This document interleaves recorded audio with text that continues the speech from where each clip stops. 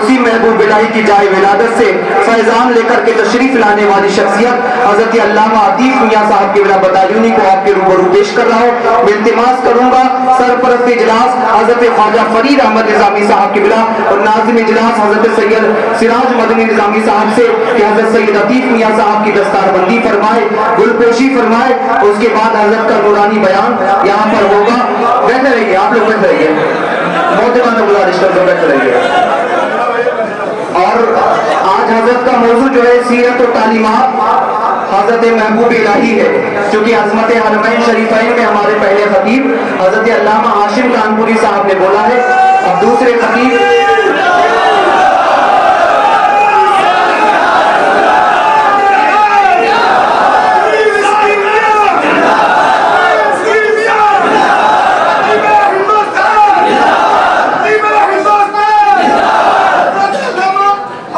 कहते हुए हजरत को दावत देने पर कहते हुए उर्से निजामी में थे। अब तक जो नसब नशी उनको सुनने के लिए बेताब है ये सामई, और जिनका आम व खास सब करते हैं तराम, नाज़े बदायूं है वो अल्लामा आतिफ बदायूनी। बिस्मिल्लाहिर्रहमानिर्रहीम व बिही नस्तईन। अस्सलामु अलैकुम व रहमतुल्लाहि व बरकातुहू। अल्हम्दुलिल्लाह अल्हम्दुलिल्लाहिल क़ादिरिल मुक़्तदिरिल क़दीर वस्सलातु वस्सलामु अला सय्यिदिल बशीरिन नज़ीर व अला आलिहि व अस्हाबिहि व वारिथि हालिहि अल-अमीनिल मकीन मुहिय्यिद्दीन बिरहमतिका या अरहमर राहिमीन व बाद। अऊज़ु बिल्लाहि मिनश शैतानिर रजीम। बिस्मिल्लाहिर रहमानिर रहीम। अला इन्ना औलिया अल्लाहि ला खौफुन अलैहिम वला हुम यहज़नून। सदक़ल्लाहुल अज़ीम व बल्लगना रसूलुहुन नबियुल अमीनुल करीमुर रऊफ़ुर रहीम व नहनु अला ज़ालिका लमिनश शाहिदीन व शाकिरीन वल्हम्दुलिल्लाहि रब्बिल आलमीन। क़ाल अल्लाहु तबारक व तआला मुख़बिरन व आमिरन तकरीमन लिहक़्क़ि नबिय्यिहि व तअज़ीमा इन्नल्लाह व मलाइकतहु युसल्लूना अलन नबी या अय्युहल्लज़ीना आमनू सल्लू अलैहि व सल्लिमू तस्लीमा। अल्लाहुम्मा सल्लि व सल्लिम व ज़िद व बारिक अलैहि व अला आलिहि व सहबिहि व वारिस हालिहि व अला मन लदैहि सलातन व सलामन अलैका या रसूलल्लाह सल्लल्लाहु तआला अलैहि वसल्लम। चले जब हुजूर सुए फलक बलगल उला बेकमालिही, कोई देखे रुख की चमक दमक कशफत दुजा बेजमालिही। वो है बेमिसाल दरीचे शक हसनत जमीओ फिसालिही। उन्हें देख ले तो पढ़े मलक सल्लू अलैहि व आलिहि। अल्लाहुम्मा सल्लि व सल्लिम व ज़िद व बारिक अलैहि व अला आलिहि व सहबिहि व वारिस हालिहि व अला मन लदैहि सलातु व सलामुन अलैका या रसूलल्लाह सल्लल्लाहु तआला अलैहि वसल्लम। अल्लाह तबारक व तआला का फज़्ल व एहसान कि उसने हमें और आपको इस मुबारक और पाकीज़ा महफ़िल में हाज़िर होने की तौफ़ीक़ अता फ़रमाए। अल्लाह तबारक व तआला हुज़ूर साहिब सज्जादा की उम्र में, इल्म में, रिज़्क़ में, अमल में बरकत अता फ़रमाए।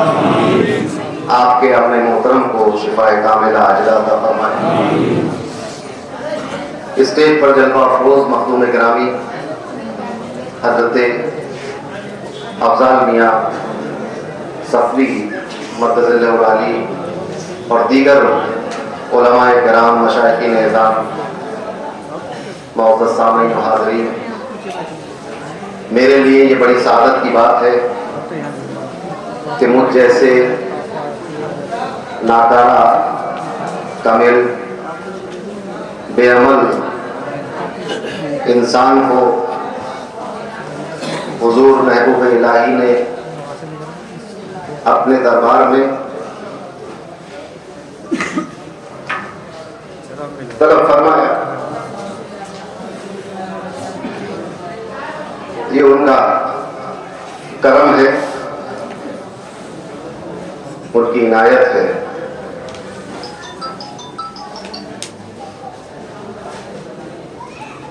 मेरी कमजोरी ये है कि मैं हुजूर सुल्तान सुल्तानुल मशाइख हज़रत सैयद मोहम्मद मौलाना निज़ामुद्दीन औलिया महबूब इलाही रज़ी अल्लाह ताला अन्हु क़ुद्दस असरारहु से गैर मशरूत मोहब्बत करता हूँ और हमारी खानकाह में हजरत का मखसूस करम है, आपकी नजर है कि अपने वतन की खिदमत हम जैसे नाकारा लोगों को सुपुर्द कर दी। फकीर के तारुफ में नाज़िम इजलास ने अपनी मोहब्बत का इज़हार फरमाया, मगर मैं ये चाहता हूँ कि अपना तारुफ तूतिए हिंद हजरत अमीर खुसरो की ज़बानी पेश कर दूँ। हजरत अमीर खुसरो फरमाते हैं कि मुफ्तखर अज़्वे बग़ुलामी मना, मेरे लिए तो ये फख्र की बात है ना, मुफ्तखर अज़्वे बग़ुलामी मनम ख्वाजा निज़ामस्तो निज़ामी मनम। ख्वाजा निज़ाम है और हम निज़ामी, यही तारुफ है। बात तूती हिंद की चल निकली तो एक तो शेर उनके और समाप्त कर ले जो मुझे बहुत पसंद है, फारसी में है और मुझे तो खैर मैं तो बहुत ही कमिल माफी हूँ सब मुताले का, मैंने अब तक फारसी और उर्दू में इस तर्ज की गजल नहीं पढ़ी, समाप्त कर ली। फारसी में है मगर ऐसी फारसी है कि समझ में सबके आएगी। इस गजल में हजरत अमीर खुसरो को सवाल करते हैं, फिर उसका जवाब देते हैं। सवाल कर रहे हैं, जवाब सवाल किससे कर रहे हैं बताने की जरूरत नहीं। एक ही जात थी, लौट फेर के परवाना शमा के इर्द गिर्द ही घूमता है। तो हजरत ख्वाजा निजामुद्दीन महबूब इलाही बदायूनी सुम्मा देलवी रज़ी अल्लाह ताला अन्हु का एक आशिक सवाल कर रहा है, शायरी की जबान है। फरमाते हैं कि गुफ्तम के रोशन असमर, मैंने कहा कि चांद से ज्यादा रोशन कौन है? गुफ्तम के रोशन असमर गुफ्ता के रुख सारे मनस, तो मेरे महबूब ने कहा कि चांद से ज्यादा रोशन तो मेरा रुखसार है, मेरा चेहरा। ये आशिक की जबान है। महबूब इलाही सुल्तानुल आशिकीन थी और ऐसा इश्क कि जिस इश्क में आपने अपने दिल को डाला उसके बाद फिर किसी शय की मोहब्बत दिल में नहीं आई।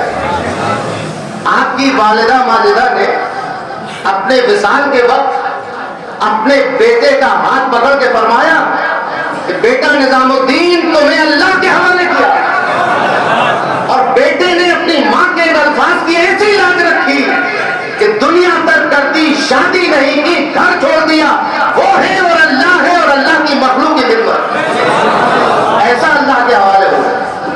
तो ये वो महबूब है, इश्क की बात है। गुफ्तम के रोशन अस्तमर, गुफ्ता के रुख सारे मनस, गुफ्तम के शीरी अस शकर, गुफ्ता के गुफ्तारे मनस। लोग कहते हैं कि औलिया की सोबत में क्या मिलता है? अमीर खुसरो को तो चांद से ज्यादा खूबसूरत हुस्न नजर आता है और शक्ल से ज्यादा मिठास नजर आती है। चाहने वाली नजर हो, गुफ्तम की शीरी अस कमर, शीरी अस शकर, गुफ्ता के गुफ्तारे मनस, गुफ्तम तरीके आशिकां। मैंने कहा कि फिर है महबूब, फिर आशिकों का रास्ता क्या हो, उनका तरीक़ेकार क्या हो, आशिक क्या करे? गुफ्तम तरीके आशिकां, गुफ्ता वफादारी गुवत, हर वक्त हर हाल में हर लम्हा वफादार रहना। क्योंकि बात बताता चलो, अभी इतनी मुदल्लल तकरीर आपने सुन ली, मैं सोच रहा था कि मैं अब क्या तकरीर करूं, मगर जिसने तकरीर करने के लिए बुलाया है ये जिम्मेदारी तो उसकी है भाई। हम तो आपने मेले में जाते हो देखते हो एक चाबी भरने वाला बूटा, तो कमाल तो चाबी भरने का होता है। तो हम तो मजदूर आदमी है, जहां झाड़ी पे लगा देंगे आप कुछ ना कुछ करके जाए। मगर इतनी मुदल्लल तकरीर के अगर उसको सीने में जमा कर लें, रख लें, तो इंशाअल्लाह ना कोई दुनिया में बहका सकता है, ना खबर में कोई दुश्वारी आएगी और हश्र भी अच्छा होगा। तो आज करता चलूं कि कयामत के दिन बड़ी बहस होती है। आमाल अच्छे होने चाहिए, लेकिन इश्क और मोहब्बत का तकादा यह है कि आमाल अच्छे से अच्छे हो, फिर भी उम्मीद आमाल से न रखना, क्योंकि कयामत के दिन अगर कोई चीज बख्शवाने वाली है तो वो वफादारी है। और वफादारी में अमल भी होता है, इताअत भी होती है। वो कैसा वफादार है जो जात को तो पसंद करता है मगर उसकी बात को पसंद नहीं करता, फिर कैसी वफादारी। तो फरमाते हैं कि गुफ्तम तरीके आशिकों का तरीका क्या है? गुफ्ता वफादारी को हर हाल में वफादार होना चाहिए। तो अब आशिकों का तरीका तो बता दिया महबूब ने, मगर जो महबूब की बेरुखी है उसके बारे में कहते हैं कि गुफ्तम मकुन जोरो जफा। मैंने कहा कि अरे इतना जोरो जफा न किया करो। गुफ्ता के ही काहे मरस, कहा कि ये तो मेरा काम है, तुम्हें वफादार रहने की जरूरत है। फरमाते हैं कि गुफ्तम के मर गए आशिकां, गुफ्ता के दर्दे हिजरे मन। आशिकों की मौत क्या है? कहा कि मुझसे दूरी आशिकों की मौत।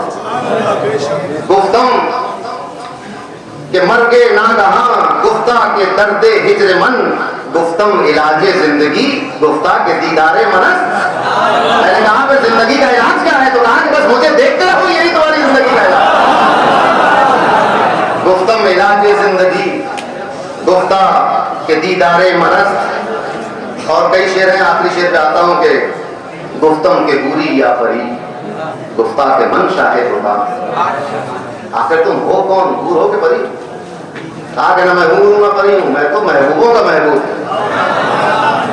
गुफ्तम के बुरी या परी, गुफ्तम के मन शाहिद होता, गुफ्तम के खुसरो ना तबा, गुफ्ता परस्तारे मनस। मैंने कहा तो खुसरो के बारे में क्या ख्याल? कहा कि वो तो सिर्फ मेरा है, उसके ज़हन और दिमाग और दिल में, सीने में सिर्फ मेरा ख्याल रहता। तो ये हजरत अमीर खुसरो महबूब इलाही की बारगाह में इस तरह अपना खिराज पेश कर रहे थे। तो मैंने उन्हीं का दामन थामा, हम वसीले वाले लोग हैं, तो मैंने सोचा कि अमीर खुसरो का वसीला पकड़ो, ये वो वसीला है। फरमाया कि अगर शरीयत इजाजत देती तो मैं वसीयत करता कि खुसरो को मेरी कब्र में दफनाया जाए। आप जरा सोचें कि मोहब्बत का क्या आलम है। कुछ शेर उर्दू के भी ताज़ा सुन लीजिए। हमारे भाई मोहतरम डॉक्टर अहमद मुश्तबा सिद्दीकी, शोबे जोग्राफिया, अलीगढ़ मुस्लिम यूनिवर्सिटी अलीगढ़ से मैंने कहा कि मैं हाजिर हो रहा हूँ बारगाह है महबूब इलाही में, तो फिलवदी उन्होंने कुछ शेर कह के दे दिए, कहा ये तेरी तरफ से पेश कर दे, सुन लीजिए। कुर्रतुल ऐन शहे हैदर कर्रार निजाम, कुर्रते ऐने शहे हैदर कर्रार निजाम, ख्वाजाए हिंद के वारिस मेरे सरकार निजाम। ख्वाजाए हिंद के वारिस मेरे सरकार निजाम, और रहमते रब की है बरसात तेरे रोजे पर। अब इसकी दलील न मांगो हमसे, जो दिख रहा है वो बता रहे हैं। रसगुल्ला मीठा होता है, ये कैसे समझाऊं मैं? आप खिला के समझा सकता हूं, मगर ये रहमत जो बरस रही है, मैं अभी इतना बड़ा नहीं हूं कि मैं दिखा दूंगा रहमत कैसे बरसती। उस काम के लिए साहिब सज्जादा बैठे हुए हैं, हजरत अफजाल मियां बैठे हैं, महबूब भाई बैठे हुए, औरंगाबाद तशरीफ लाए। इनका दामन पकड़ो तो ये सर पे हाथ रखेंगे तो बरसात भी दिखाई देने लगे। रहमते रब की है बरसात तेरे रोजे पर, मंबई लुत्फो इनायत तेरा दरबार निजाम, और क्यों ना ये शहर बदायूं बने वलियों का शहर।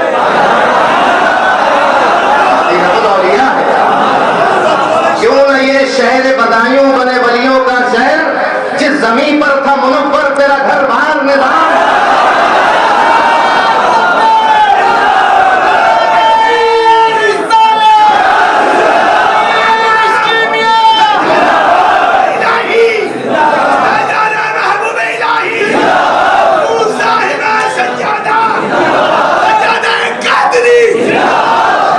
क्यों ना ये शहर बदायूं बने वलियों का शहर, जिस जमीन पर था मुनव्वर तेरा घर बार निजाम, और तू है सुल्तान विलायत तेरी इकलीम में है, आज भी विलायत की सल्तनत कायम है। ये सल्तनत हिंदुस्तान के लोगों ने वोटिंग करके नहीं दी है, ये सल्तनत हजरत बाबा फरीदुद्दीन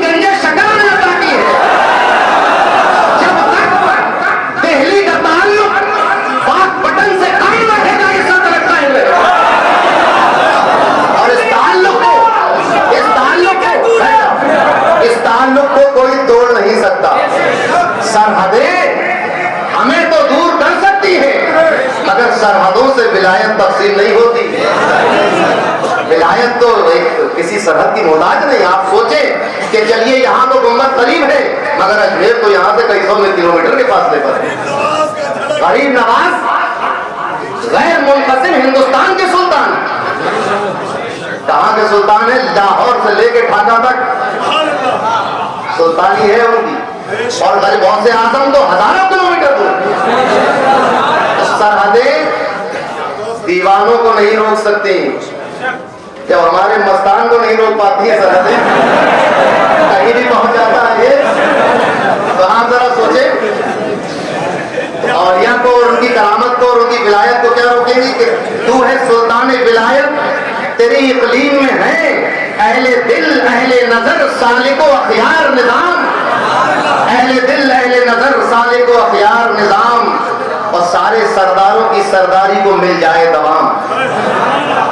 सारे सरदारों की सरदारी को मिल जाए दवाम, तेरी नालैन में कर रखे वो दस्तार निजाम, तेरी नालैन में कर रखे वो दस्तार निजाम, और मेरे महबूब इलाही तेरे जल्वों के निसार, मेरे महबूब इलाही तेरे जल्वों के निसार।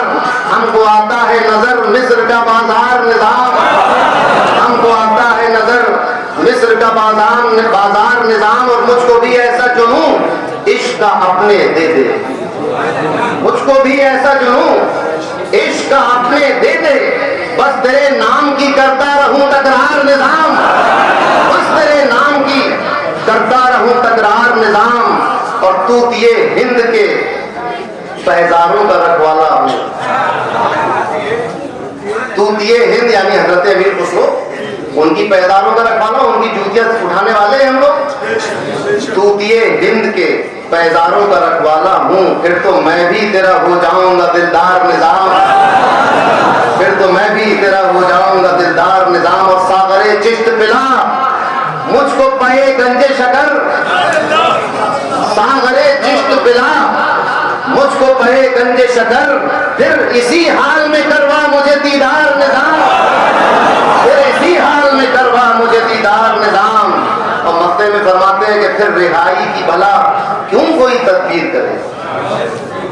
रिहाई यानी छुटकारा, जेल में बंद हो जाते तो रिहाई की दुआ कराने आते हो, वही कह रहे हैं कि फिर रिहाई की भला क्यों कोई तदबीर करे, हो के अहमद तेरी उल्फत में गिरफ्तार निजाम, हो के अहमद तेरी उल्फत में गिरफ्तार निजाम। अल्लाहुम्मा सल्ली व सल्लिम व ज़िद व बारिक अलैहि व अला आलिहि व सहबिहि व वारिस अहलिहि व अला वलदैहि सलातो व सलामुन अलैका या रसूलल्लाह सल्लल्लाहु अलैहि वसल्लम। वक्त बहुत हो चुका, एक भरपूर तकरीर इस्लाही मुदल्लल मुफस्सल हम लोग समाप्त कर चुके, उसको अपने जहनों में रखें और उससे अपनी जिंदगी के रास्ते तय करें। चंद मिनटों के लिए कुछ देर के लिए हाजिर हुआ हूँ, मुझे हुक्म हुआ है कि मैं महबूब पाक हज़रत मौलाना निज़ामुद्दीन रज़ियल्लाहु ताला अन्हु पर कुछ लफ्ज़-ओ-शायरी की ज़रूरत करूँ, उनके औसाफ, उनकी तारीफ में कुछ अर्ज करूँ। तो मैं क्या उनके बारे में अर्ज करूँगा? तूतिए हिंद अपनी 92 किताबों समेत हक अदा न कर सके तो मुझ जैसा कामिल क्या महबूब इलाही की शान बयान करे? हाँ, कुछ न कुछ अर्ज कर दूंगा जो बुजुर्गों से सुना और किताबों में पढ़ा।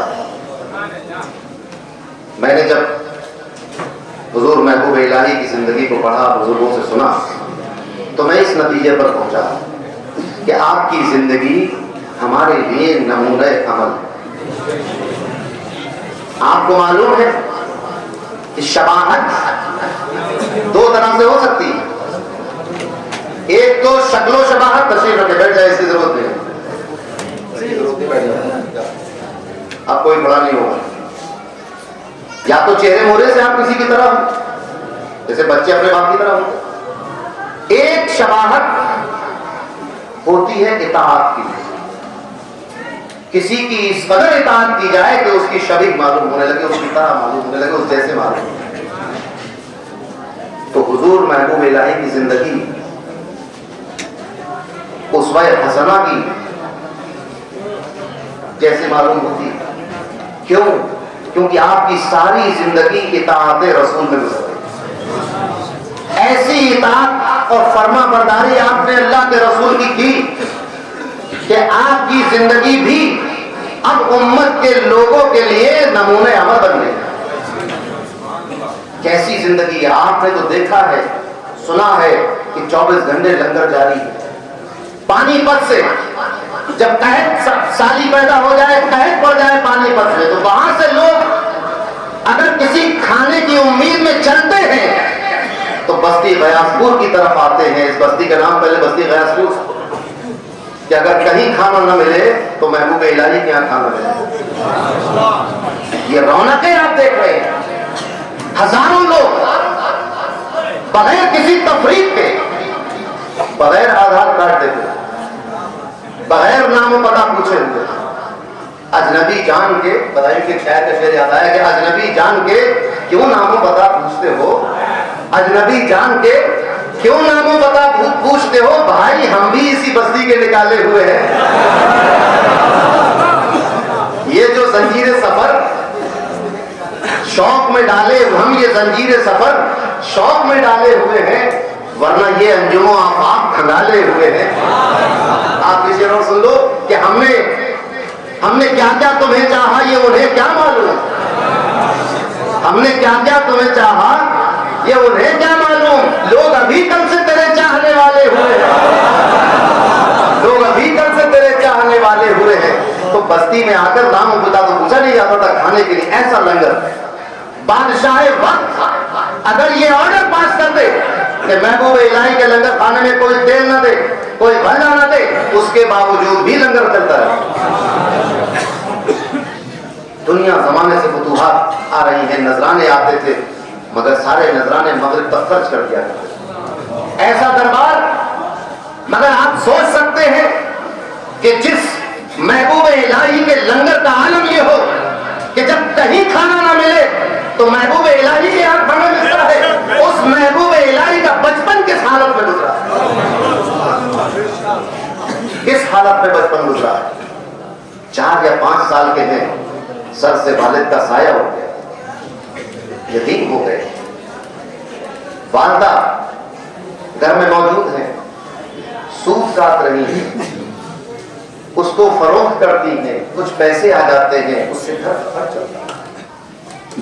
जबकि आपके वालिद बदायूं की शाही जामा मस्जिद के पहले खतीब इमाम शमसुद्दीन अल्तमश की सूबे के, बदायूं सूबा था उस जमाने, जामा मस्जिद, शाही जामा मस्जिद के खतीब इमाम, दिल्ली की जामा मस्जिद से 100 साल पुरानी। मगर जब साया उठा हालत बदली। अब जो मामला पहले थे वो अब नहीं रहे।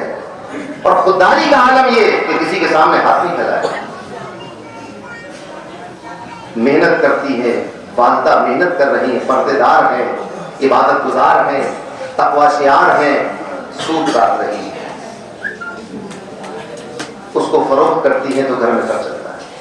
कभी कभी ऐसा भी होता था कि सूद नहीं हो पाता था, नहीं बिक पाया, तैयार नहीं हो पाया, तो पैसे नहीं आए घर में खाने को। एक छोटा सा बच्चा, 6-7 साल का बच्चा, मदरसे से पढ़ के लौट रहा है, पढ़कर लौट रहा है, घर पे आता है, खाना मांगता है। ये वो लड़का है कि मशीयत का इरादा ये है कि आने वाले वक्तों में जब दुनिया में कहीं खाना नहीं मिलेगा तो इसकी दरगाह में खाना मिलेगा। आज उसके अपने घर में खाना नहीं, वालदा से खाना मांगते हैं। वालदा फरमाती है, बेटा निजामुद्दीन, इमरोज मां मेहमान खुदा रे, बेटा निजामुद्दीन आज हम अल्लाह के मेहमान हैं। बस इतना कहना होता था कि वो छोटा सा बच्चा भूख की शिद्दत को भूल जाता है, फरहत महसूस करने लगता है। फिर कुछ दिनों सूद बिकने लगता है। जब मुसलसल कई दिन तक घर में खाना फराहम रहता है तो यही बच्चा अपनी वालदा से कहता है कि अम्मा क्या अल्लाह हमसे नाराज हो गया। मां कहती है, बेटा ये सवाल क्यों कर रहे हो? फरमाते हैं कि बहुत दिनों से उसने हमें अपना मेहमान नहीं बनाया।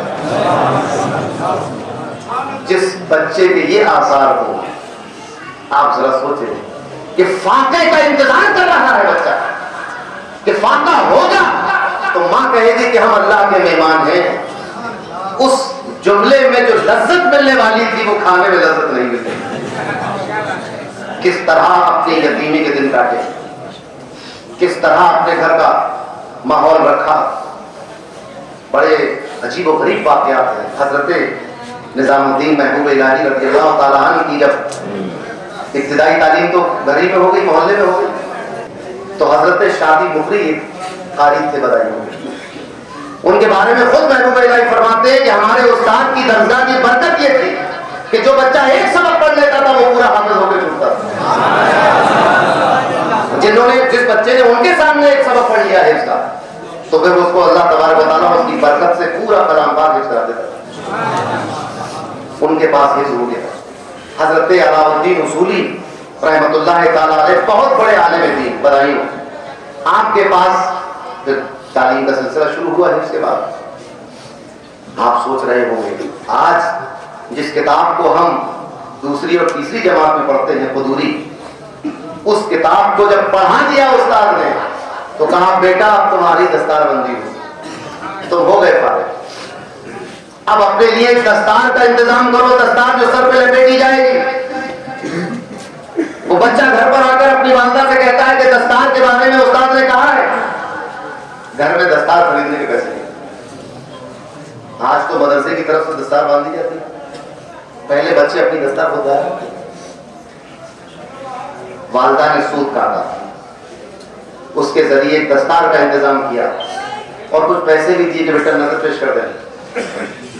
अब ये दस्तार लेकर अपने उस्ताद के पास पहुंचे तो उस्ताद ने बदायूं के एक और दरवेश को बुलाया।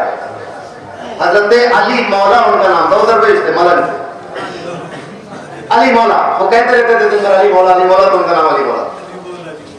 उनको बुलाया और कहा कि हुजूर इसकी सर पर दस्तार लपेट दी। तो एक सिरा दस्तार का, एक सिरा हजरत अली मौला के हाथ, दूसरा अलाउद्दीन उसूली के हाथ, बीच में मौलाना निजामुद्दीन रहमतुल्लाह ताला अलैहि रज़ियल्लाहु ताला। आप जरा सोचें कि जिसकी दस्तार बंदी करने वाले ऐसे लोग हों, उस बच्चे के मुकद्दर का आलम क्या हो। दस्तार बंदी की, जैसे ही दस्तार हुई हजरत ख्वाजा निजामुद्दीन कदमों में गिरकर कदमबोसी कर रहे। उस्ताद की कदमबोसी की, वो जो दरवेश थे अली मौला उनकी कदमबोसी की। उन्होंने उठाया और उठाकर अपनी जबान में एक जुमला कहा।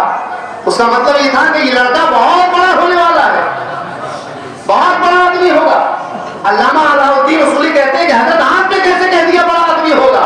कहा कि जिसके सर पे दस्तार रखी जाए और वो कदमबोसी को झुक जाए और बड़ा आदमी होगा।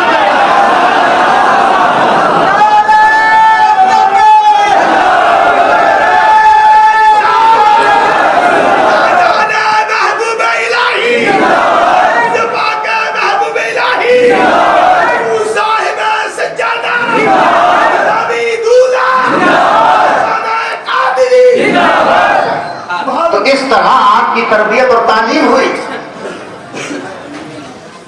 उसके बाद बदायूं में आप जलवा फिगर में 16-17 साल की उम्र में मजीद तालीम के लिए दिल्ली तशरीफ लाए, अपनी वालिदा के साथ आ गए, अपनी हमशीरा को लेकर बांधे। यहाँ तालीम का सिलसिला चला। तारीख है फिर बाबा साहब की बारगाह में इश्तियाक तो था। और आप जरा सोचें हजरत महबूब इलाही के दिल में बाबा फरीद गंज शकर से मुलाकात का जो इश्तियाक था, उनकी किसी किताब को पढ़ के नहीं था, उनके किसी खलीफा से मिलकर नहीं था, उनके किसी शागिर्द से मिलकर नहीं था, बल्कि आपके आस्थाने का एक कव्वाल बनाने आ गया था। उसने कुछ सुनाया, उसके जबानी आपने जो हालात सुने, बस बचपन से आपका दिल बाबा साहब की तरफ मुतवज्जो हो। बाबा साहब के पास पहुंचे, मुरीद हुए, खिलाफत मिली, तालीम हुई, तरबियत हुई, क्या क्या नहीं सिखाया। आप जरा सोचें, जब बाबा साहब की खिदमत में महबूब इलाही थे तो एक जोगी आ गया। कौन आया? जीन से, ये से नहीं, जोगी आया। अब आस्थानों में तो सबके लिए दरवाजे खुले होते, एक से एक मलंग कलाकार आता है। हमारे महाराजा शरीफ में हुजूर शम्स महाराजा के आस्थाने पर एक से एक फकीर मलंग। कोई एक साहब आए हजरत सैयदना आगे रसूल अहमदी रज़ियल्लाहु ताला अन्हु बड़े हजरत साहब के पास एक शीशी लेकर आए। बाबा कहा गुरुजी तुम्हारी हालत देखी, चटाई में बैठे हो, छत पे टपक रही है, छप्पर ठीक नहीं है, बोसीदा दीवारें हो गई है, ये शीशी पेश कर दी कि कीमिया है, इसे सोना बना। आपने देखे तो बाबा भी चला गया। बहुत दिनों के बाद लौट फिर के आए, उम्मीद पे क्या कुछ ऊंचे महल बन गए होंगे, चौड़ी चौड़ी दीवारें होंगी और रेल मची होगी दौलत। आगे देखा कि फिर वही टूटी चटाई, वही बोसीदा दीवार। हाथ जोड़ के कहा कि बाबा को मैं जो दक्षिणा दे गया था उससे क्या हुआ? फरमाया कुएं में जाकर देखो। कुआं था उसमें जाकर देखो। कुएं में उसने झांका तो देखा कि हजारों लाखों बैल और उन बैलों के ऊपर वैसे ही हजारों लाखों शीशियां लगी हुई। फरमाया हजरत साहब ने कि ये दौलत हम कुएं में डाल देते हैं, हमारे आस्थाने में इस दौलत की जरूरत है। तो खानकाहों में तो सभी आते हैं, बड़े बड़े कलाकार, जादूगर, ढोंगी, सच्चे पक्के आलिम फाजिल जाए सब समझ जाए। तो खानका का दरवाजा तक, खानका के जो दरवाजे होते हैं उसमें कभी ताले नहीं पड़ते थे। आप लोगों ने चोरी होनी शुरू कर दी तो मैं डालना पड़ा। और सबसे बड़े खतरा तो ये कोई कुछ रख ना जाएगा, बजाय चुराने तो बेहतर है चुरा के ले जाओ, तो कुछ रख ना गया तो दुश्मनी हो जाती। तो वो जोगी आ गए। अब वहां चूंकि महबूब इलाही खानकाह में तरबियत में थे, तो आपने भाई खानकाह में जो भी आता उसको खाना पीना ये सब, कहाँ लेटोगे कहाँ बैठोगे, इंतजाम में रखते लोग। जैसे यहाँ तलबा मदरसे के तलबा लगे हुए मुंतजिमी, तो हुजूर महबूब इलाही उसका इंतजाम कि भाई यहाँ लेट हो, ये खा लो। रात को ईशा की नमाज के बाद फारिग हुए तो खैबरगिरी को गए, खाना वाना खाया नहीं खाया, बाबा बैठ गए। उसके बाद वो अपनी ललतरा नहीं आता बड़ी लंबी। उसने एक नुस्खा बताया। उसने कहा कि फला फला चांद की तारीख को और इतने बजकर इतने मिनट पर अगर मियाँ बीवी मिले तो फिर लड़का पैदा होगा। शक्ति कलाकार आदमी, मैं को मिलाने का अच्छा रुक जाओ, मैं आपने लिख लिया, याद कर लिया, उसको महफूज कर लिया ज़हन में। सो अब वो चला गया। बाबा साहब के पास हाजिर हुए, दरियाफ्त किया कि भाई जो रूटीन होता है मशाइख का, कौन आया था कौन गया, बताया कि वो आया था जोगी और हुजूर वो एक नुस्खा बता गया है, एक शर्तिया लड़का पैदा हो। बाबा साहब ने फरमाया बेटा निजामुद्दीन तुम्हें इसकी जरूरत नहीं पड़ेगी। और फिर हुआ यही, हजरत ख्वाजा निजामुद्दीन औलिया ने शादी ही नहीं, उस नुस्खे की जरूरत ही नहीं पड़ी। कैसी कैसी तरबियत है। तो महबूब इलाही हजरत ख्वाजा निजामुद्दीन औलिया रहमतुल्लाहि ताला अलैहि रज़ियल्लाहु ताला अन्हु की जिंदगी एक नमूने अमल है। अगर हम उसको अपनी नजरों में उतार लें तो फिर हमारे मुश्किलात के दिन हो तो हम गुजार सकते हैं, अच्छे दिन हो तो हम गुजार सकते हैं, कोई परेशानी और आजमाइश आ जाए तब भी हम गुजार सकते हैं, और अगर चारों तरफ हमारी शोहरत हो तब भी गुजार सकते हैं। क्या क्या मसाइब नहीं आए आपके हालात पर। आपकी दरगाह, आपका आस्थाना, आपकी मजलिस, आपका दरबार ऐसा दरबार था, मशाइखीन ने औलिया ने इसका तज़किरा किया कि आपके दरबार में ताजे भी आते थे, मौरखीन भी आते थे, उलमा भी आते थे, अवाम भी आती थी, और बताता चलूं शराबी भी आते थे, जुआरी भी आते थे, फाकाकश भी आते थे, मालदार भी आते थे। हर तरह का आदमी आपके पास आता था और जिसको जो जरूरत होती थी आपकी बारगाह से हासिल करता था। अब इसका ये मतलब नहीं है कि शराबी आता था तो उसको शराब मिल जाती। शराबी अगर खानकाह में आ रहा है तो उसकी जरूरत यह है कि शराब छुड़ा दी जाए, यही जरूरत है ना। भूखा आ रहा है तो भूख मिटा दी जाए। तो शराबी अगर खानकाह में आता है तो उसकी जरूरत यह है कि फौरन इसकी शराब छुड़वाओ, इसको परहेजगार। अगर कुफ्र और शिर्क वाला दिल लेकर कोई आए तो उसकी जरूरत यह है कि कुफ्र और शिर्क को उसके दिल से निकाल कर ईमान और तहारत से उसका दिल मुनव्वर कर दिया जाए। तो हुजूर महबूब इलाही का आस्थाना मरजाए खलाइक, आपके अहवाल, और दूसरी बात यह कि आपने कभी किसी बादशाह की हाजिरी नहीं, कभी किसी की हाजिरी, कभी दरबार में तशरीफ नहीं ले गए दुआएं देने के लिए या मुलाकात के लिए, एक मर्तबा का वाकया है, बस एक बार के बादशाह के पास पहुंचे, वो भी एक मसले पर गुफ्तगू करने के लिए, एक शरई मसले पर गुफ्तगू करने के लिए, जटिल मसले पर गुफ्तगू करने के लिए। कभी किसी दरबार में नहीं। बादशाहों का तो मिजाज आप जानते ही, अजीब और गरीब होता है। वो ऑर्डर देते वक्त ये थोड़ी सोचता है कि ये अप्लाई भी हो सकेगा कि नहीं, वो तो बादशाह है। बादशाह ने ऑर्डर कर दिया कि चांद की 29 तारीख को हुजूर महबूब इलाही मेरे दरबार में आकर मुझे दुआ दें। आपका मामूल था कि आप बादशाह के दरबार में नहीं जाते, मगर बादशाह का ऑर्डर था। अब जो खानदान में मुंतजमीन थे उन्होंने याद दिलाया कि हुजूर कल 29 तारीख, आपने फरमाया खतीब तो नहीं जाए। 29 तारीख आ गई, घोड़ा तैयार कर लिया गया कि हुजूर तशरीफ ले जाए। हाँ, मैं तो नहीं जाऊं, नहीं गए। रात हो गई। अब लोग डरे कि सुबह जब बादशाह बेदार होगा, तख्त पे जलवागर होगा, तो पता नहीं कैसा ऑर्डर पेश करते, क्या हुक्म नाफिज फरमाते। सुबह हुई तो ये खबर आई कि उस बादशाह को रात में सोते हुए बीच में से 2 टुकड़े कर दिए उसके गुलाम ने, और एक इस तरफ फेंक दिया, धक्की से उस तरफ फेंक दिया। खत्म हो गई बात। महबूब इलाही तक खबर आई, आप मुस्कुराए, फरमाया बा शेर पंजा कर दो, दीदी सजाए शेष।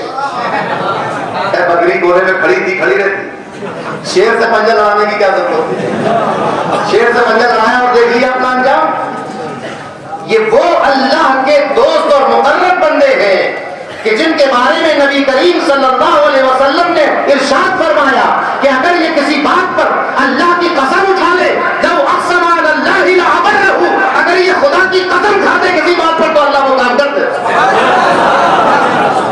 मौला अली मुश्किल कुशा से लोगों ने कहा कि शाम वालों पर लानत कर दे, बददुआ कर दीजिए। आपने फरमाया नहीं, अहले शाम के लिए बददुआ नहीं करूंगा, क्योंकि मैंने हुजूर को कहते हुए सुना है कि यहाँ से औलिया और सूफिया और अहलुल्लाह यहाँ से उठेंगे। और फरमाया कि ये वो लोग होंगे कि जिनके वजूद की बरकत से अल्लाह बारिश फरमाएगा, जिनकी बरकत से बलाएं उठा ली जाएंगी। ये वो अल्लाह के दोस्त हैं। अल्लाह तबारक व तआला ने फरमाया, अला इन्ना औलिया अल्लाहि ला खौफुन अलैहिम वला हुम यहज़नून। होशियार, खबरदार, मुतवज्जे, बेशक अल्लाह के दोस्तों को कोई खौफ और डर नहीं होता, और उनको कोई रंजो मलाल नहीं होता। ना कोई खौफ होगा ना मलाल होगा। महबूब इलाही की जिंदगी में इस आयत करीमा की अगर तफसीर हम देख रहे हैं तो पता चल रहा है कि बचपन का आलम है, इफलास का खौफ नहीं है, फाके का खौफ नहीं है, घर के खर्च का खौफ नहीं है, किसी और चीज का खौफ नहीं है। और जब आपसे ये सब चीजें लोग, आप बादशाह आपके खिलाफ ऑर्डर कर रहा है, तो कोई रंज नहीं, कोई आजमाइश हो। बस्ती गयासपुर में एक मरतबा आग लग गई। ये बात जवाब कलम में हजरत बंदा नवाज के सुदराज ने लिखी। बस्ती गयासपुर में जब आग लग गई, बस्ती में घर जल गए। ये खबर हुजूर महबूब इलाही तक आई। आप नंगे सर नंगे पांव अपनी खानकाह की छत पर तशरीफ ले गए, धूप में खड़े हो गए, बहुत देर तक खड़े रहे। मुरीदों ने अर्ज किया, हुजूर गर्मी बहुत शदीद है, आप नीचे तशरीफ लाए।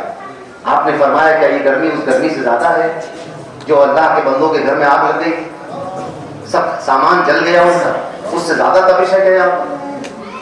और जब आप नीचे तशरीफ लाए तो हुक्म दिया अपने मुरीदों को। आप जरा सोचिए हम किस तरफ जा रहे हैं। महबूब इलाही का रास्ता क्या था? हुक्म दिया कि हर घर में 2 वक्त का खाना पका हुआ भेजो, हर घर में 2 घड़े मीठे पानी के भर के भेजो, और हर घर में एक वजन बताया इतनी चांदी दो ताकि वो अपना घर दोबारा तैयार करें। ये महबूब इलाही की जिंदगी। इसलिए हमारे हजरत हुजूर ताजदार अहले सुन्नत फख्र कादरियत महबूब गौसे आज़म हजरत मौलाना शाह अब्दुल हमीद मोहम्मद सालिम कादरी नव्वरल्लाहु मरक़दहु रहमहुल्लाह फरमाया करते थे कि महबूब इलाही नाम ले दो, नाम लेते ही एक लुत्फ आ जाता, जबान में नाम आए तो कैफियत तारी हो जाती। ये अल्लाह के नेक बंदों का ताल्लुक होता है। महबूब इलाही से वो रिश्ता है अकीदत और मोहब्बत के, सिर्फ नाम लो तो लुत्फ आ जाए, इसमें कोई हैरानी की बात नहीं। क्योंकि महबूब इलाही का तो आलम ये था कि आप बैठे हुए हैं, अचानक खड़े हो गए, फिर बैठ गए, फिर खड़े हो गए, फिर बैठ गए, फिर खड़े हो गए, रोने लगे। लोगों का हुजूर आप क्यों उठ रहे हैं, बैठ रहे हैं और आंखों से आंसू जारी क्यों है? फरमाया सामने से कुत्ता गुजर रहा है, इसकी शक्ल बाबा साहब की गली के कुत्ते जैसी। आप तो ताल्लुक का आलम देखो, उस कुत्ते की शक्ल देखते आंसू जारी हो जाते हैं, अदब में खड़े हो जाते हैं।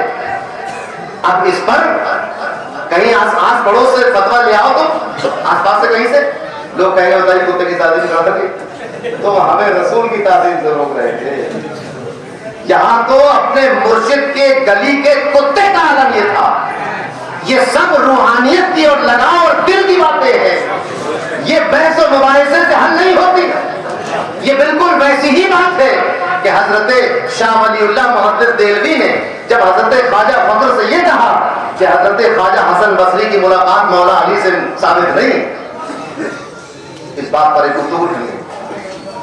अब पता नहीं नतीजा क्या निकला उस मुनाजरे का, मुझे नहीं मालूम, मगर मैं ये जानता हूं कि उसके कुछ दिनों के बाद हजरत ख्वाजा फखर ने हजरत शाह वलीउल्लाह को उसी सिलसिले की इजाजत और इजाजत से नवाजा। तो ये बात बहसों से तय नहीं होती, ये बात तो नजरों से और निगाहों से तय होती है। जिसके दिल पे पड़ जाए नजर, अमीर खुसरो के दिल पर पड़ गई थी।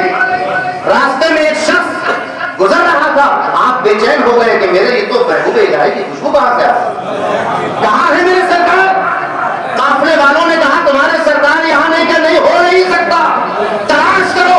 सवाल किया तो पता चला कि एक किसान की गुदड़ी में आपकी दोनों नादैन बंधी थी। महबूबे इलाही की दो चप्पलें अपनी गुदड़ी में बांध कर ले जा रहा है, और आया था इसलिए कि बेटी की शादी इंतजाम नहीं है, हुजूर को इंतजाम हो जाए। हजरत ने भी कोई सोना नहीं दिया, कहा मेरी चप्पलें ले जाओ। रास्ते में अमीर खुसरो जो कि बादशाह के सफर के साथ जाया करते लश्कर के साथ, मुठभेड़ हो गई, खुशबू आने लगी उन चप्पलों से, नालैन से। कहा कि भाई कहां है ये चप्पलें, दाओ मुझे दे दो। कितने में दोगे? 1 लाख सिक्कों में तय हुई बात। और वो चप्पलें आपने खरीद के अपने सर पे रखी। तो अब ये तो किसी दलील से साबित होने से रहा कि चप्पलें मुर्शिद की ऐसा खरीदी है, ये तो एक मोहब्बत की बात है। और जिसका दिल साफ होता है, जिसके दिल का तस्किया हो जाता है, जब शरीयत के ज़ाहिरी अहकामात की पाबंदी मुकम्मल तौर पर हो जाती है, उसके बाद ये मकाम शुरू होता है। नमाज़ें कज़ा करके किसी को ये मकाम नहीं मिलेगा, अल्लाह और उसके रसूल की इताअत छोड़कर ये मकाम किसी को नहीं मिलेगा। आपने सुना होगा तकरीरों में कि सहाबा का तर्ज अमल ये था कि हुजूर हुजूर फरमाए तो पानी जमीन पर गिरने लगे। इसी बात की तो दहशत थी मक्के वालों ने, कुफारे मक्का में यही तो दहशत थी कि अरे तुम किससे लड़ने जा रहे हो। उनके मानने वाले तो उनके थूक को, उनके वुजू के पानी को जमीन पर नहीं गिरने देते, उनका खून जमीन पर कैसे गिरने देंगे? अब इसकी तो कोई दलील नहीं, एक मोहब्बत की बात है। दलील मेयार शरीयत ने तय कर दिया, अल्लाह और उसके रसूल ने हराम और हलाल बयान कर दिया है। अब जो हराम है वो हराम है। किसी वली की करामत में ये नहीं होगा कि आपने हाथ बुलंद किया और शराब के 2 प्याले आ गए, एक आपने पी लिया, खुद पी लिया, कभी है ना, एक खंजीर का गोश्त लेकर मंगा दिया और खिला दिया, आपको करामत से नहीं होगा। ये किसी वली की करामत ये है कि कोई नमाज ही नहीं पढ़ी, ये कौन सी करामत? हजरत मखदूम सफी तशरीफ फरमाए, हजरत मखदूम सफी सफीपुर शरीफ में बैठे, रात का वक्त था। 2 जोगी हर जगह है, 2 जोगी हवा में उड़ते हुए जा रहे, पैदल नहीं चलते जा रहे, किसी रथ पे नहीं बैठे, इतने पहुंचे हुए थे कि उड़ते हुए जा रहे। जब आस्ताना करीब आया तो किसी एक ने दूसरे से कहा कि रोशनी कैसी है? किसी ने उसने कहा कि होगा कोई फकीर बैठा होगा, हमें क्या, निकल चलो यहां से। उसने निकल नहीं चलेंगे, जरा नीचे होकर देखो कौन है। तो जब जैसे नीचे होकर देखा तो उड़ने की सलाहियत खत्म हो गई, गिर गए। जब गिरे तो हजरत मखदूम ने कहा कौन है? कहा सरकार हम हैं। गुरुजी हम लोग कैसे आए थे? कहा सरकार हम तो अपने गुरु के लिए जो हिमालय में कहीं बैठा हुआ है उसके लिए पानी लेने जा रहे हैं। रास्ते में आपका आस्ताना पड़ गया, हम बातचीत शुरू हुई, कौन है क्या है, देखे देखते जैसे ही आपके छत के पास आए गिर पड़े, अब उड़ नहीं पा रहे। आपने फरमाया कि तुम अपने गुरु के लिए पानी लेने जा रहे थे, जाओ चले जाओ। उन दोनों ने कहा कि बड़ी कड़ी तपस्या के बाद ये शक्ति हासिल हुई थी, अब कैसे वो भंग हो गई साधना। अब फिर हमें 12-13 साल की मेहनत करनी होगी। आपने फरमाया नहीं, मैं कह रहा हूं जाओ, उड़ जाओ। दोनों उड़ गए, उड़ के पानी लेके अपने गुरु के पास पहुंचे,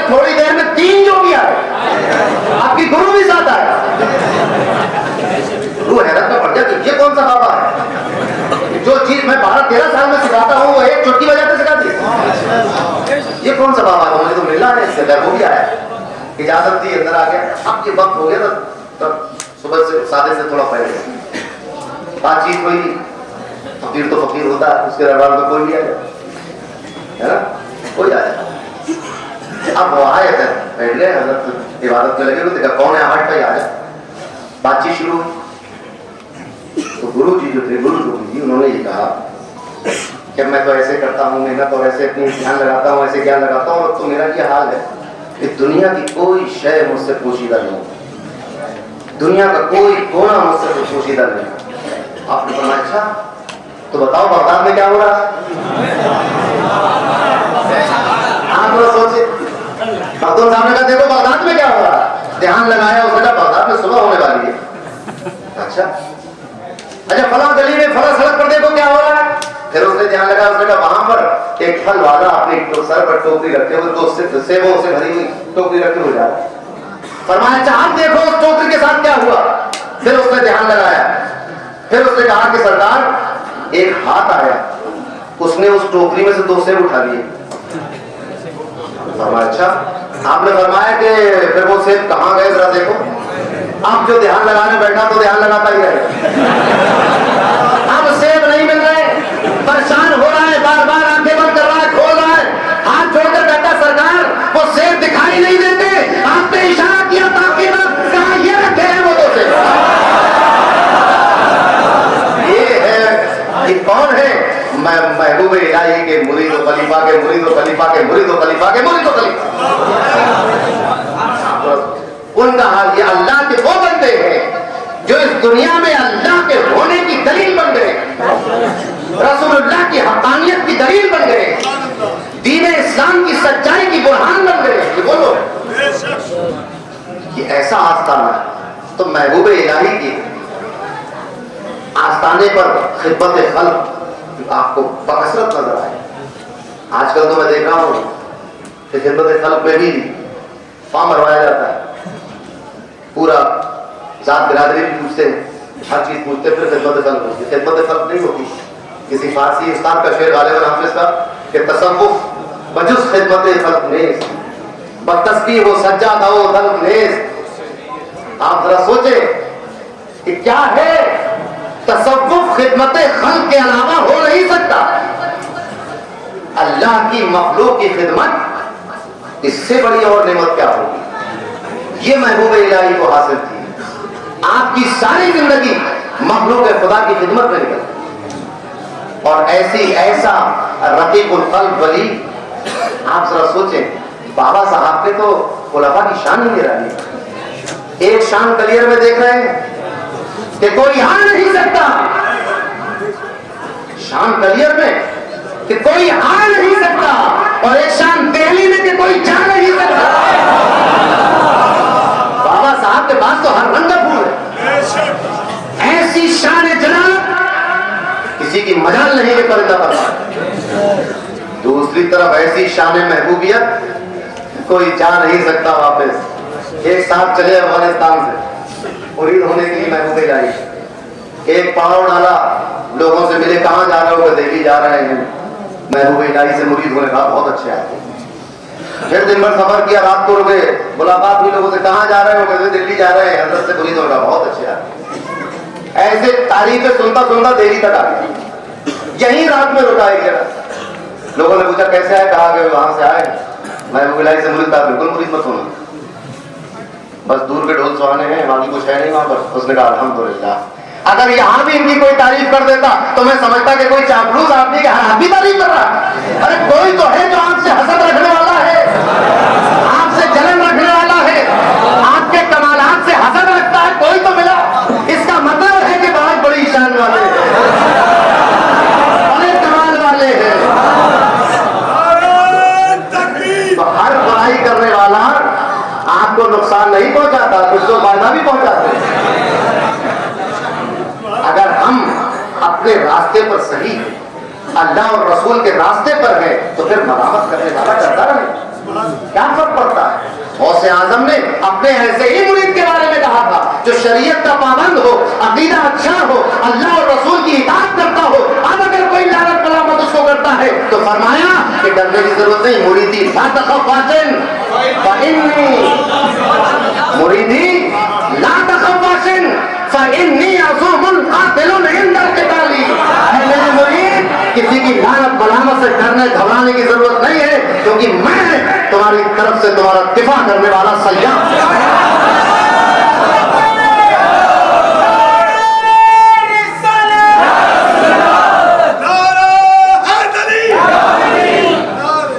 महबूब इलाही की शान मैं क्या बयान करूंगा।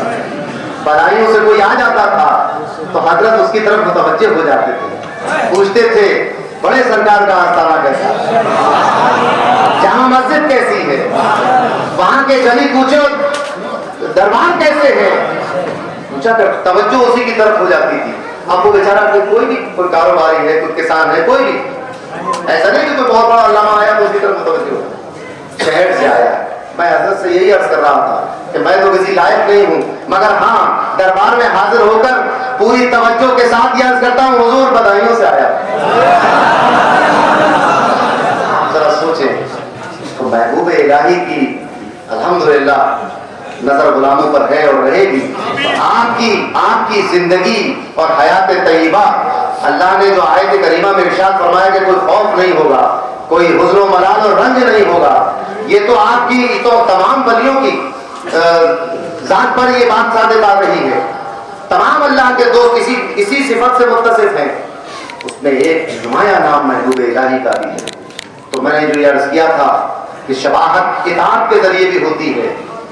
महबूब इलाही की अपने नबी से, हुजूर सल्लल्लाहु अलैहि वसल्लम से जो निस्बत नसब की है वो तो थी, मगर उसके बावजूद आपने इताअत का जो ताल्लुक पैदा किया है, जो अपने रसूल के नक्शे कदम पे चलने का जो ताल्लुक पैदा किया है, आपने रसूलुल्लाह की सीरत को अपनाने से जो एक ताल्लुक पैदा किया है, ये जलवागरी उसी ताल्लुक की है, ये रौनक उसी ताल्लुक की है, ये जिंदगी उसी ताल्लुक की है।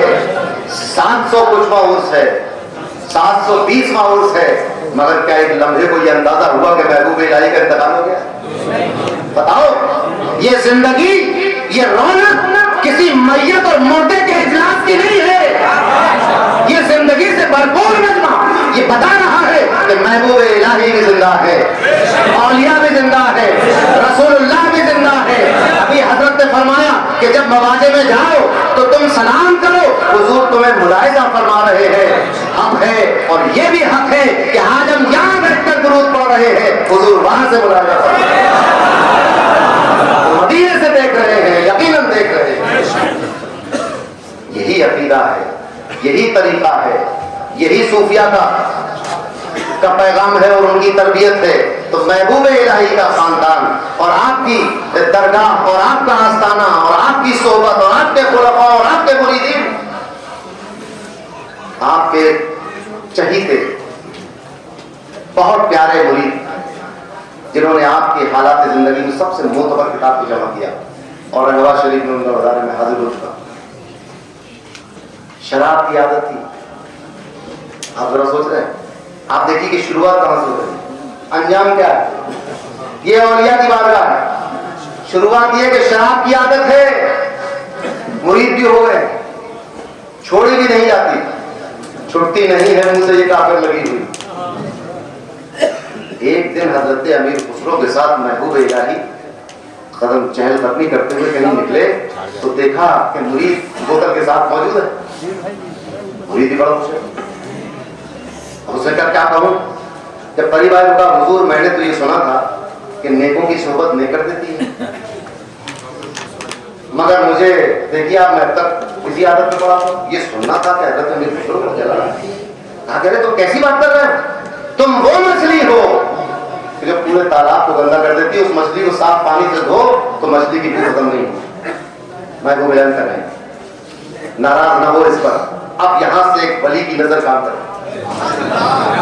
अभी एक मुरीद का जलाल और अकीदत, अब यहां से एक पीर का किरदार शुरू होगा। फरमाया कि नहीं, इसको डांटो नहीं, और उस अपने मुरीद से मुखातब होकर फरमाया कि बेटा तुमने सही सुना था, नेकों की सोहबत नेक कर देती। कि शराब की बोतल भी छूट गई, शराब भी छूट गई, शराब की आदत भी छूट गई, और आलम ये हुआ कि आज पूरी दुनिया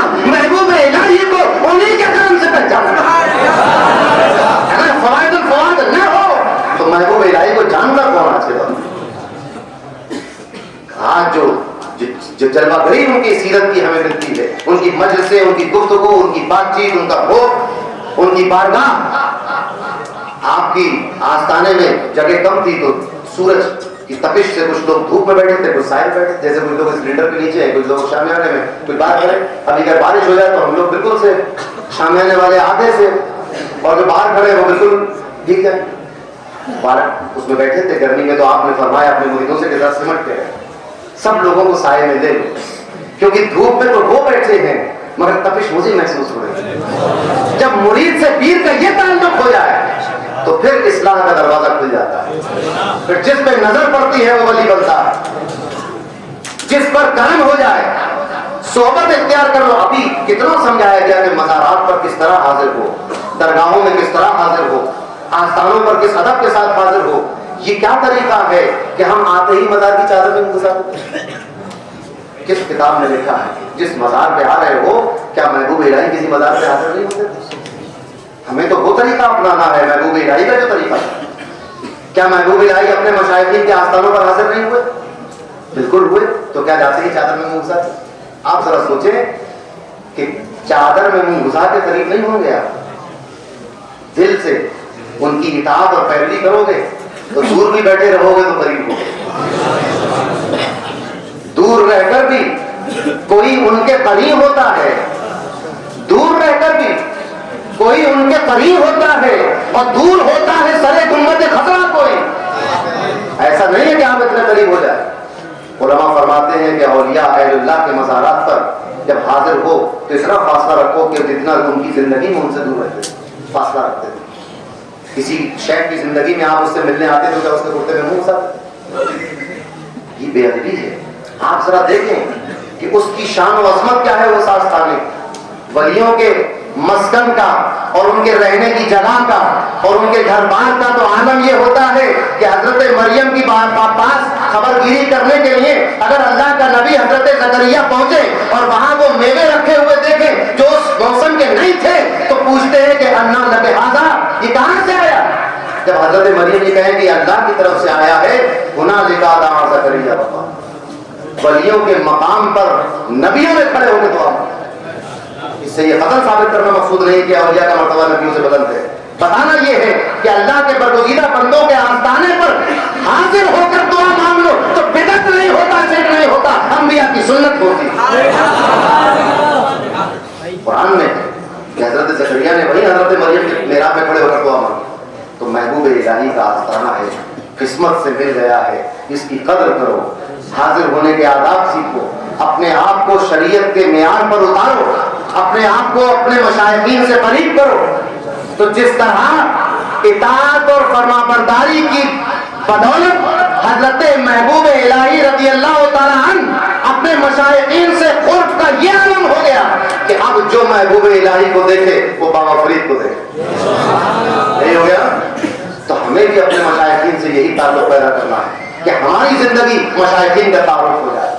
आज महबूब इलाही की जिंदगी हजरत बाबा साहब का तारुफ भी है और कुतुबुद्दीन बख्तियार काकी का तारुफ भी है और सरकार गरीब नवाज का तारुफ भी है। लेकिन हम अगर अपने गिरबान में झांक कर देखें तो हमारी करतूत, हम खुद नहीं चाहते कि हमारे पीर साहब का तारुफ ऐसा, मगर अमल हमारे वैसे ही। आप थोड़ा सोचें, वो कभी झूठ नहीं बोलते थे, हम झूठ बोलते हैं। वो कभी किसी को धोखा नहीं देते थे, हम धोखा देते हैं। वो कभी किसी की माल पर बुरी नजर नहीं रखते थे, हम बुरी नजर रखते हैं। वो किसी से हसद नहीं करते थे, हम हसद करते हैं। वो लोगों के साथ आजिज़ी से पेश आते थे, हम तकब्बुर से पेश आते हैं। ये कैसी मोहब्बत है, ये कैसी निस्बत है।